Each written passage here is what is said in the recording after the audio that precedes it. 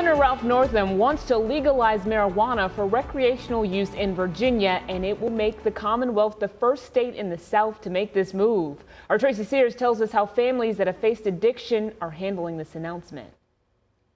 Governor Ralph Northam says he wants a responsible approach to legalizing the recreational use of marijuana, one that promotes racial equity and protects youth and the environment. Dr. Abu Abubakar lost his adult son Adam 6 years ago after he became addicted to prescription drugs, then heroin. Cigarettes and alcohol and prescription medications are much more definitive way to drug or hard drugs than in marijuana. Abubakar says legalization could clear the path to more studies on the benefits of the drug, but says like alcohol, the industry should be strictly regulated and off limits to youth. The only thing that I would say is that hopefully we'll have strict regulations of where it's sold and who sells it. When it comes to the racial component, a joint legislative audit and review commission found that while black and white Virginians use marijuana at similar rates, black state residents are 3.5 times more likely to face arrest. They're counting 3-to-1 racial disparity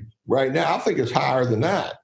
You know, there's an incredible racial disparity problem. John Chinholzer founded the McShin Foundation, a recovery program in Henrico County.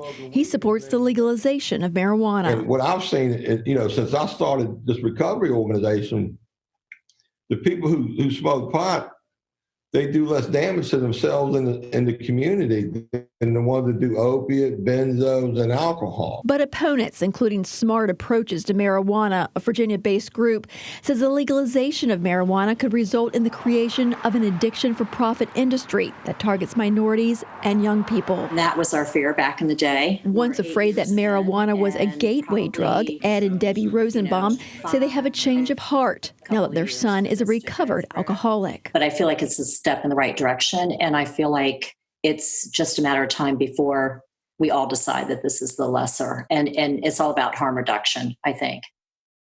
Well, the governor hopes to introduce legislation to legalize marijuana in this year's General Assembly session. While legislators voted last year to decriminalize the possession of small amounts of marijuana, it's unclear whether this legislation could gather the same support.